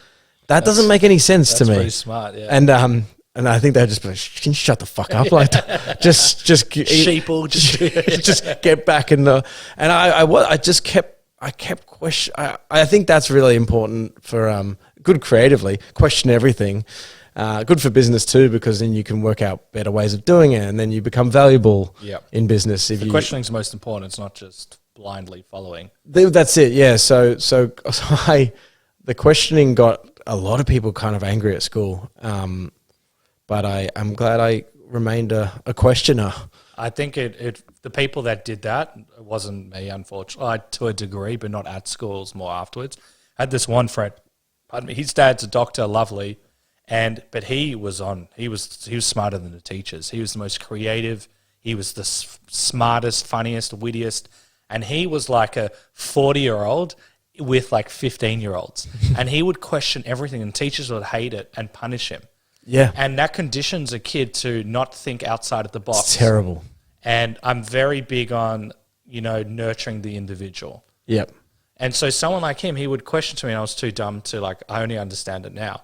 He'd be like, why is the school system not allowing me to be me? Like, what do I need that piece of paper for? He ended up getting it high in the 90s and didn't even try. That's how smart this guy is. Yeah. And I think he is a photographer and does well. He also works at museums and restores like paintings. And he's very happy doing that. And that came through. I didn't even know that was a job. Yeah. And he just has lived life on his terms. That's great. But luckily he had that in him. But I've seen so many friends, people come to me for some reason because they've seen me leave like accounting and say like, oh, I want to do this or do this. I'm like, just do it. And we have all of these belief systems, which, often our belief systems are good, but a lot of negative ones where we think we have to be a certain way.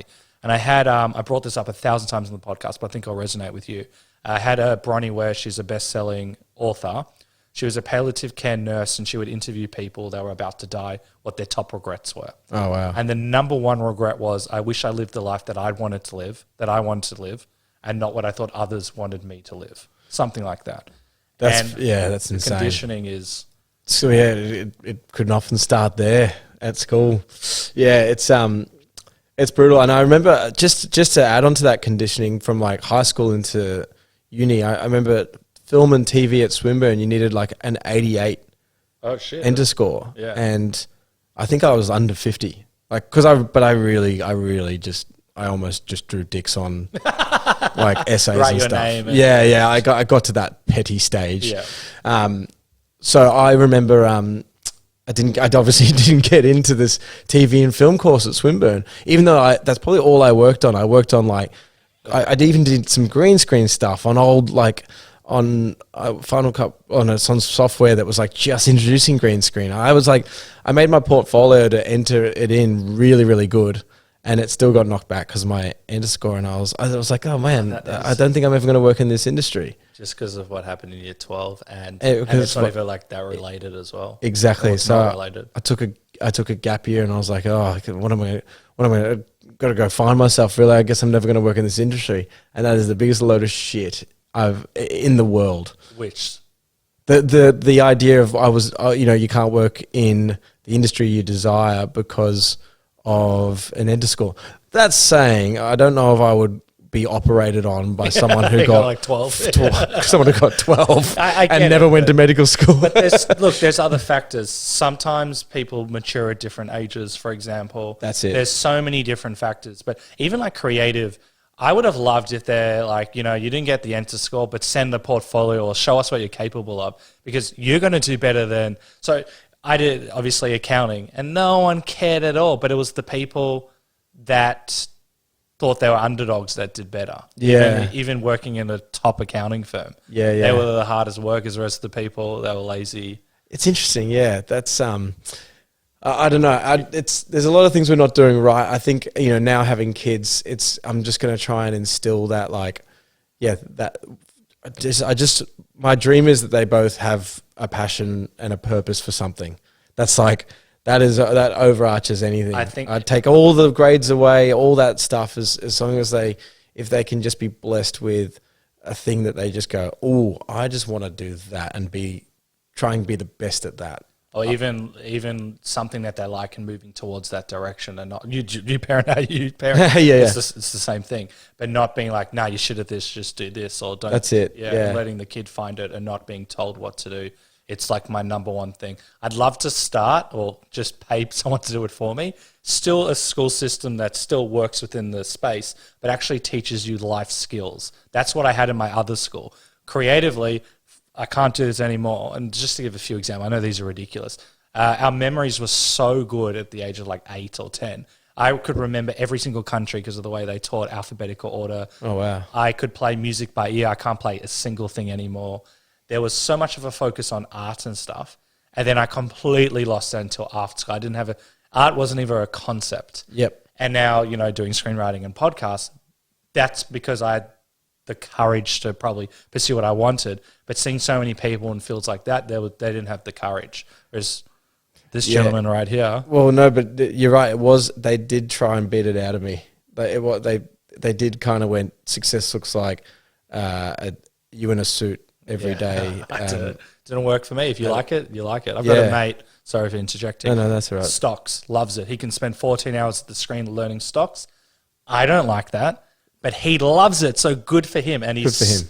And that's success. He's doing it because he wants to. I was doing it because I thought I had to. Yeah. No, exactly right. Like, it's funny. Success looks different to everyone, but not at some of those leading schools. Success looks like a very certain thing. Yeah, it's a number. Yeah. It's very interesting. You know who you kind of remind me of, and I'm sure you know him, Ryan Chamley. He did Rostered On. I've never met him. Oh, interesting. And I just had him recently on the podcast, so he's fresh in my mind. But we've chatted a couple of times, and I really like what he does. Same. He is a legend. He was recently on the podcast probably a few weeks ago. Yep. And an interesting story of, everyone's unique. He actually left high school, and he thought his life was going to go a certain way. I'm paraphrasing. People can check out the podcast. And, he then just kind of went out and created his own TV show despite what society said he had to be. Brilliant. And, reminds me of you in a sense where you've gone out and done your own thing despite potentially, your environment saying no. You went out and you did it. It's hard. It can be very hard, but it must have been something, pardon me, in you. Was it support systems, or was it a fuck you attitude, or was this quiet knowing that? No, I definitely had a great support system. My parents are great. They always kind of almost sometimes, I think my old man even described it once, which was like a massive like, whoa to me, nice. Where I think, I was like, when I didn't get let in, I had a gap year, I was like, I'm going to be an electrician, and I'm going to, I was just kind of like bit kind of like a fuck you world kind of thing. And the old man said it's almost like a bowling ball going down an alley where it's like, he wanted to try and be the bumper bars where as you're about to hit the gutter, and not like a gutter as in like, drugs or whatever, but it was more like career, like pursuing something that definitely wasn't in me. He would almost be like this bumper bar that was like, no, come back this way or come back that way. Yeah. Nice, without saying you're not doing that. Yeah. Which is, I think that's a cool. Genuine art to that. Yeah. Not being like, because then that's when you can, that's as a kid, you'd be like, a parent saying you're not doing that makes you just want to do it more. Whereas his kind of angle or approach was like, what if you tried this? Or, like remember how you love that and this happened, and you're like, that's so right. There was no like push to do the others. Never. No, it was good. That kind of, that subtle steer was very helpful for me. even though it kind of happened without me knowing, obviously. I think I'll do the same thing with my girls. I think that's how it's worked for me, and obviously everyone's. If my parents have ever said you need to do this, like my parents are super supportive, but my dad's like maybe do accounting, but a bit more not aggressive. I didn't like it, but then when my parents will be like, oh, you like this, or you do this, or you were really passionate about that, it gets you to think, asking the questions, but without telling you to do something. Big time. Yeah. So yeah, that's I appreciate. Yeah, I appreciate that a lot. But then it was more just that it was just in me that kind of like it's almost like bubbles up and you like it's like a burp where it was just churning inside, and I was like, this just has to come up, and what is coming up is just writing or making something, or it felt like it was just inevitable to happen. Each project or each little thing, like even the TikTok videos I make, it's just like that's in my mind, and the day won't be done until it's just done, until I make it, until it's done, it's shot and cut and out, and then it's like, great, I don't have to worry about that anymore because it's out now. I can go on to the next thing that's itching. I want to pigeonhole that, but what's really interesting is a lot of us as kids, we know what we want to do. So I kind of had an idea, and then I went through a system, never thought about creativity. There was stand-up and still writing jokes, but that was so suppressed. And a lot of people say to me they don't know what they want, and I challenged a lot of people that they did know when they were a lot younger. I'm not saying like be an astronaut, maybe if you want to be an astronaut, but it comes Someone's got to go up there. Yeah. Mars, go with Elon Musk. And after leaving school and kind of removing a lot of that ingrained belief systems, trying improv, I did some a lot of other courses, which I briefly said, that all came back to knowing me. Yeah. And it was all about coming back and trying to understand who you are, not what you think society is. Whereas you just kind of had that and knew that the whole way. So I find that very interesting. But there still could have been again, this is like maybe either a parenting thing or just opportunities or school, where like every phone has a camera now, but not when I was doing skate videos. I needed to plead with my parents to buy a camcorder with tape in it, and that could have been that's a silly thing. That my parents could have maybe just one day gone, nah, we're not getting that camera, and then like you just said, would that have suppressed that option in life? And I would have not known that purpose because I never got to kind of dabble in it. And I think maybe that kind of dabbling, is super important at that young age of, not necessarily drugs and alcohol, dabbling in drugs and alcohol, but dabbling in hobbies and just sport, and I guess it's as much as possible for that little hook to just be put in you, where it's like you go swimming one morning and you're like, oh shit, that is the coolest shit ever. Agreed. I'm going to swim every day forever. Or for me, it was a camera in hand and trying to make people laugh. And I was like, I think as soon as I started getting those laughs and people watch stuff, and I was like, that was definitely hook, line and sinker for life, really. That's so nice. There's two things you said, dabbling, and you can do it like I'm 30. Later in my 20s, there were people that are a lot older than me, but I would have never considered doing improv. That unleashed something. Yeah. And also credit to my parents. I don't think I would have ever picked basketball. Won't surprise too many people, but I'm still playing basketball today. Awesome. And obviously I'm never going to be a professional player, but what it has taught me in just terms of even like your space and your environment or working with people, and that's not going to be my career or job, but that brings me a lot of excitement to play twice a week to do that. Yeah. It's and like school, dabbling in like as many hobbies and career options. I guess that's what school kind of was on paper. That's what they were meant to do, but not when they go English and maths and science. It is that kind of dabbling, but yeah, I think in this day and age, there's so many other things to do. But also as an adult, just like,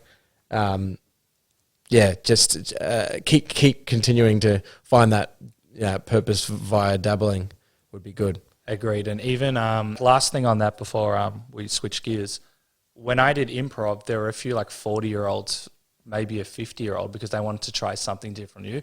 When we get like kind of stuck in our, our daily life, it can be hard to get out of our comfort zone.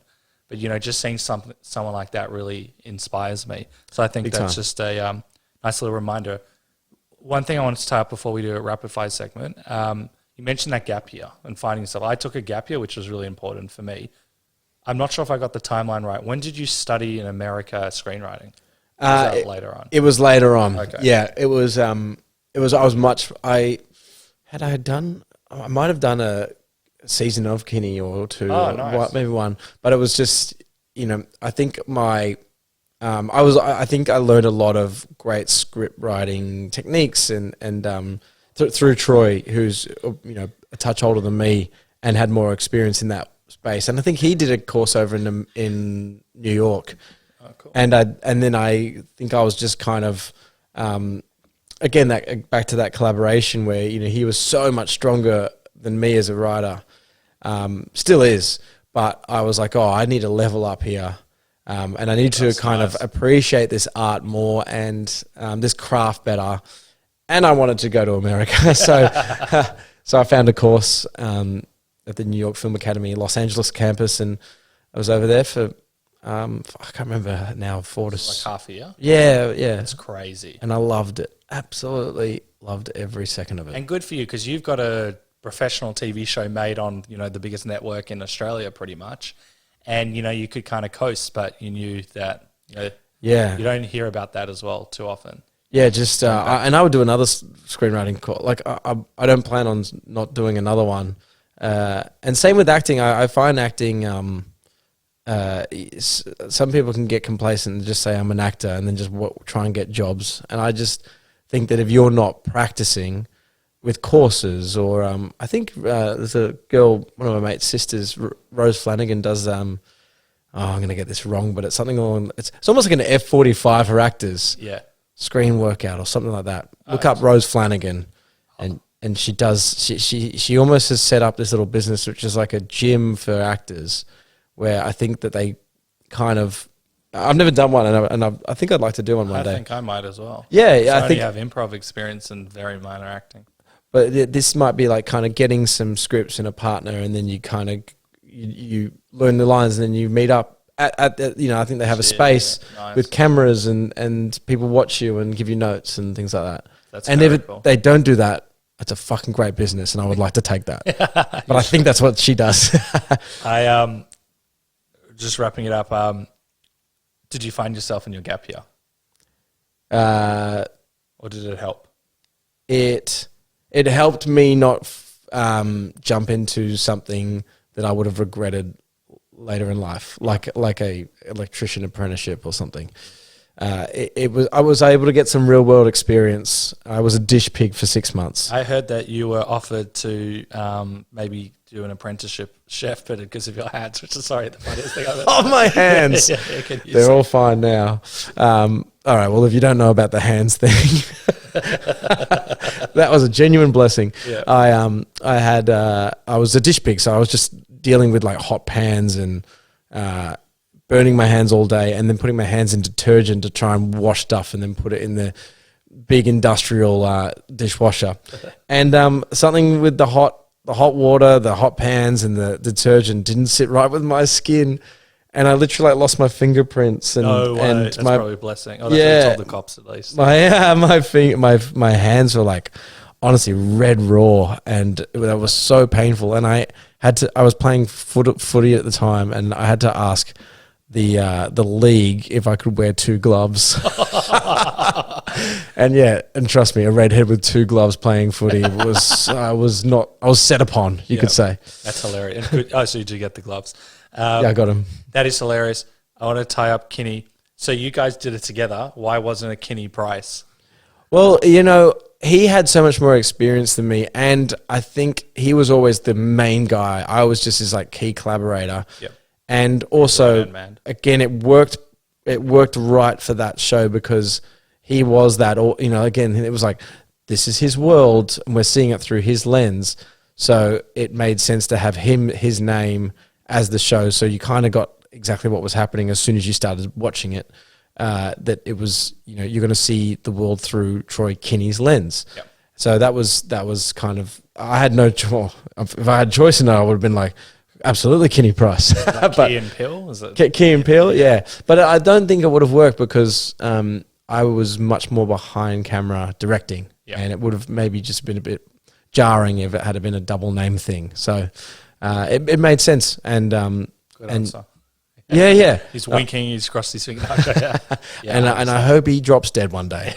No, he's one of my best mates. That's very cool. So before we do a rapid fire segment, can you just tell me about Laughscape? Yes. So born during lockdown, which I sometimes don't like hearing. That word still triggers me. Yeah, it's fucked. Lockdown. But it was more so in the mental health space of I guess, mindfulness and meditation and, that's also a super serious space for some reason. It's anyone who dealing in those kind of apps to help you fall asleep.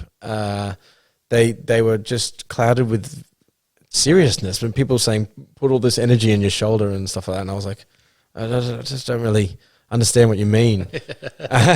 And I've said this before, but I was falling asleep to Ricky Gervais podcasts, and that would be amazing. And then I kind of unpacked alongside with Leah, my partner. I unpacked one day, like, why does that work, but this not work? And then through unpacking it, it was like, oh, that irreverent storytelling that goes nowhere is more calming for me than someone trying to actively calm me. And I was like, wow.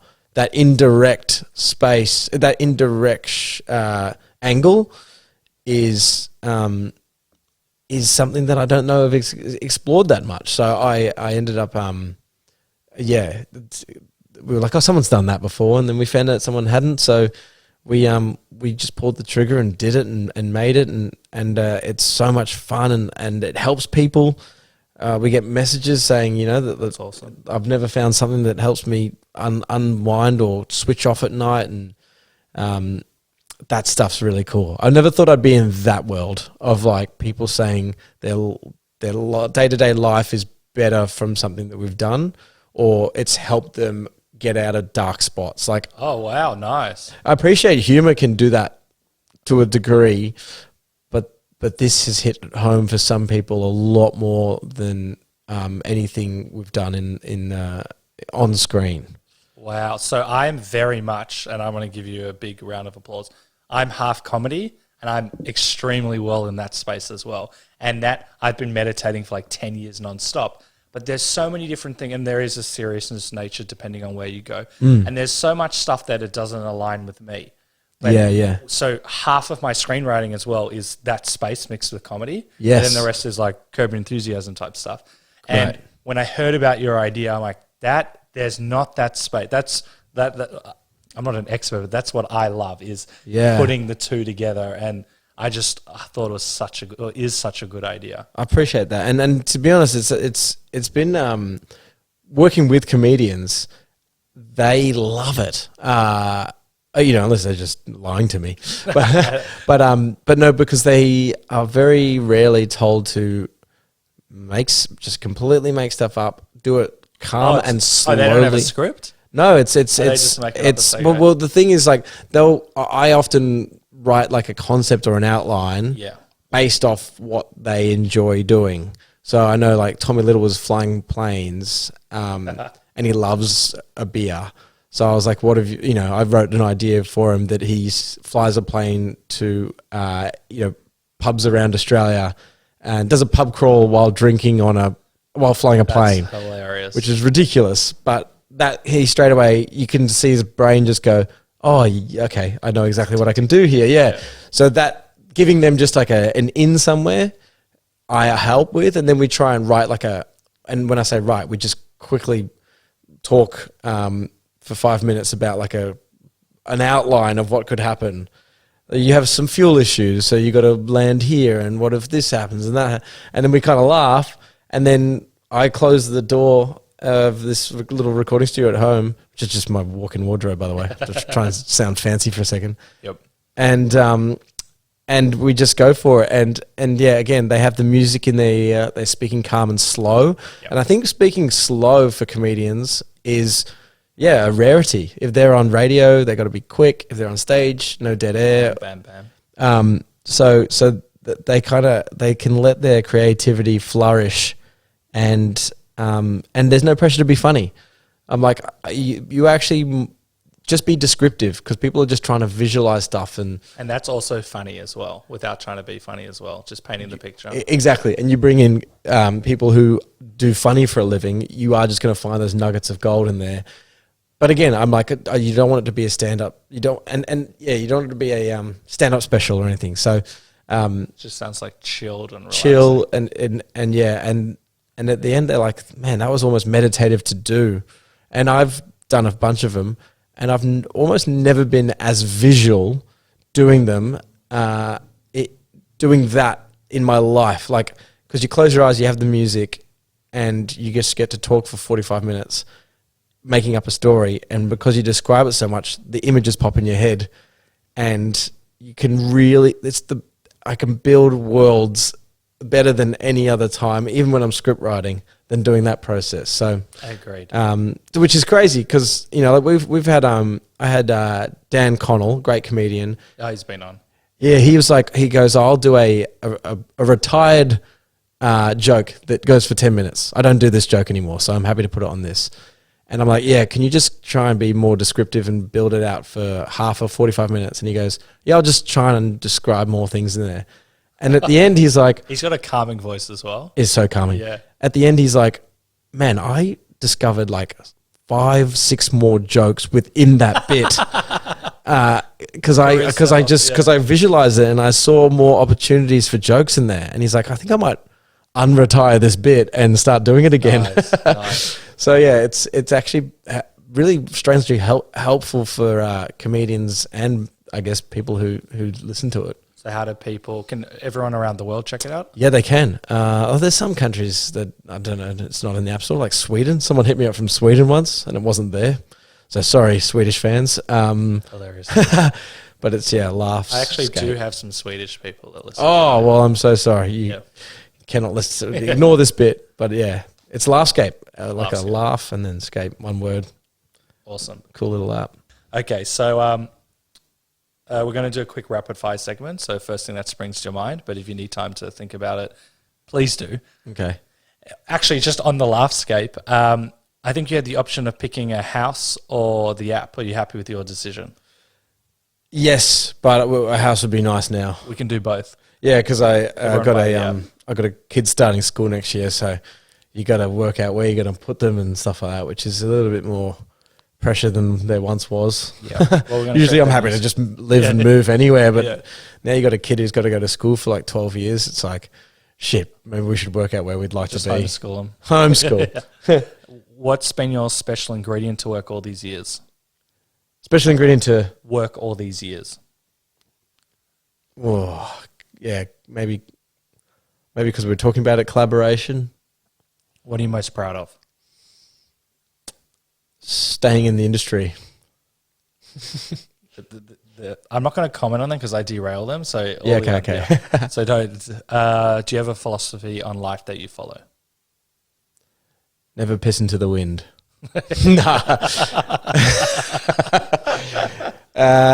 Philosophy in life. I think I got lots of little ones, but I do believe just success looks a lot like hard work.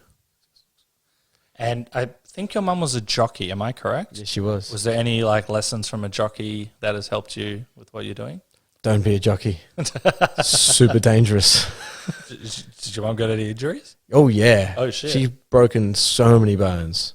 She come off a horse once and her foot got caught in the stirrup, which meant that she was dragged around a track twice. Fuck. With a dangling off the side while a horse galloped at 60 k's an hour. So she broke a lot of bones. So that's, and she went back on the horse after that? Yeah, that's what they do. They're nutcases, jockeys. We'll have to talk about this another time. I lived in Hong Kong for 10 plus years. You got a very interesting life, and then you did boarding school here. But wild. Well, again, this could keep going. Okay, well, last two. All good. Any advice you want to give to people who want to try something different or new, but perhaps a bit fearful of doing so? I think I might have said this before, but do not leap into something. Do not go all chips in. I think that is too much pressure. It can set you up to fail, and not that failure is a bad thing, but also you want to mediate failure as much as possible. So dabble, like we said earlier, dabble in it. Keep kind of doing what you're doing, so you can remain kind of comfortable to a certain degree, I think. Yep. And then I think there'll be a right time to transition across, because one, you'll find out if that thing is actually filling your cup, if it's making you tick and you love it, then you've got to get kind of not shit at it, and then you got to maybe be able to make a living out of it, and then you can transition and go across. But I think there's I personally, and everyone can do their own thing, but personally I think that when I failed the business the first time, it's because I took that leap. And then I realized I needed to go back and make a form of income. So I went back to what I could do. And then I learned a bunch of things, did business courses. I worked up websites and tried to find clients, all while I was still doing a full 9-to-5 job. Because then I had less pressure because I was still making money to pay rent. But also I was skilling up, so I could eventually, when I left the second time, I could go, righto, now I can sustain this full time, which thankfully I have been able to do. Nice, very good answer. Last question. Also, these are rapid fire. No. They can go on for like half an hour each question. Last question before I ask how people can follow you and keep up to date with you. What's the one question I should have asked you? Oh, that's a good question. The rest all sucked, and it's all down to the. No, it's been it's been an awesome chat. I wish I had something kind of like good here, but probably about growing up in Hong Kong. No. Anything that spring to mind? No, I think Hong Kong was fun, but no, I'm glad I kind of came back here and went to boarding school and was around a bunch of country kids who reminded me to not take life too seriously. Where'd you grow up? Hong Kong. No, I mean when you came from. I went to Caulfield Grammar School. Oh, that's and then the corner. And then I went to boarding. Yeah, so I was boarding school there. No, I honestly don't have any. I think you asked some great questions, and hopefully there's some answers that people would appreciate something out of it. Awesome. Before we go, how can people follow you and check out all the stuff you're doing? Enjoying TikTok recently, so I think it's max.price3 or just Max Price. Either real estate website will come up or or the doctor. or the doctor. But search it on TikTok. I'm on there. I've been making some stuff that just just kind of scratches that itch, and then Instagram, and then the app. The app, if you're struggling to sleep or you can't switch off, Laughscape's that fun app that we enjoy making and doing. That'll be in the episode notes, and I also put Priceless Productions, so if people want to check it out. Thank you. You're a legend. This was great. Oh, thank you, mate. That was awesome fun. Only 2 hours. Could have kept going. Awesome. Thanks. I love how Max talks about the burp, meaning something within us that needs to be brought to life and shared with the world. That feeling within us that cannot stay dormant any longer. It becomes so part of our life that we have to act and get it done. Max encourages us to follow our dreams and goals and keep going even when things get tough. You don't necessarily need to go all guns blazing.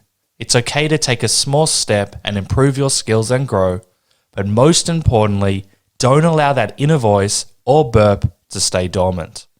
So I'll leave you with this epic quote. You have extraordinary treasures hidden within you. Bringing forth those treasures takes work and faith and focus and courage and hours of devotion.